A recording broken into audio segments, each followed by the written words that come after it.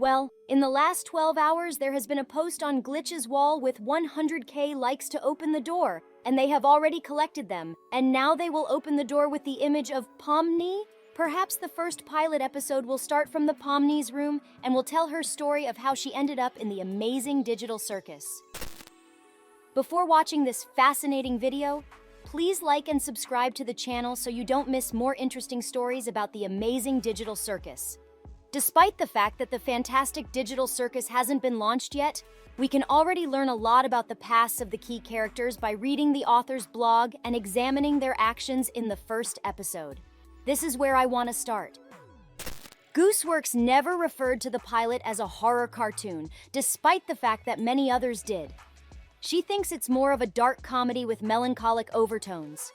Furthermore, the animated series is more about grown-up concerns and depressingly worthless people trapped in a virtual world than it is about the circus and monsters. Since Gooseworks believes that none of them are sane at all, the main narrative will focus on the analysis of their issues. They had all experienced psychological issues at some point in their lives, and these issues progressively got worse the longer they played the game. Here, if you allow trauma and fear to overcome you, you fade away like Calmo. It's much more difficult to escape, but if you can get past them, you might be able to. I discovered that the Amazing Digital Circus's entire storyline is presumably about each of the key characters coming to terms with their disease and coming out on the other side. I especially enjoy the hypothesis that Kinger worked as a game tester in his past life. As a result, he frequently discusses collecting insects, almost as if it were something he had previously put away in his brain. That seems really awesome, but the circus is full of bugs, and 30 years ago, this was rarely a highly sought-after career. So in my opinion, everything is actually a lot simpler, and the solution is waiting for you in an incredibly unlikely location. I searched online, and the only word that fits the situation is GIS, which is a kind of amber discharge caused by insect damage. It's a rather uncommon word that not everyone is familiar with, and since the vocabulary of every person who lived in the circus is still preserved, it's highly likely that Kinger was an entomologist, a scientist who studies insects during his lifetime. Furthermore, despite his current great instability, he occasionally generates incredibly sophisticated formulations out of the blue. He's obviously a skilled chess player, judging by his concepts. I assume that all of the Amazing Digital Circus participants, aside from POMNI, are products of her own imperfections, and she used the program to process her own problems in an effort to face her own demons. The best example of this is Zubul, a character that is rather unique even in the Amazing Digital Circus, since she cannot recall her own gender or name. The other characters in the show don't suffer from this issue. Furthermore, she still can't decide how she wants to look and is constantly adding and altering body parts, especially because her room is filled with an entire box of various parts. But it's more than simply her skin's quirks or the effects of being in the circus. It's also an identity issue and gender dysphoria. In case you were unaware, the transgender creator of the animated series is a guy who transitioned into a woman. She calls herself a cynical freak, which is exactly what Zubul is. One of her favorite circus characters is Zubul, and Gooseworks agrees, saying she doesn't mind being misgendered and that she can be addressed as any gender.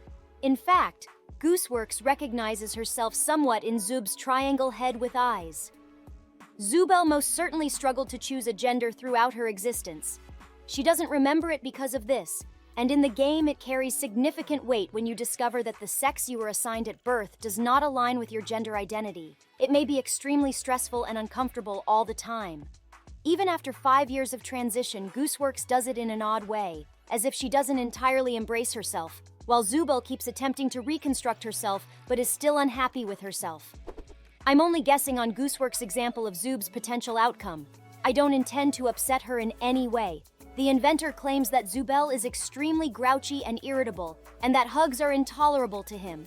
She pushes everyone away in self-defense since she is accustomed to not being welcomed in society, particularly those who truly deserve it, and she doesn't give a damn about what other people think, since she struggles with herself.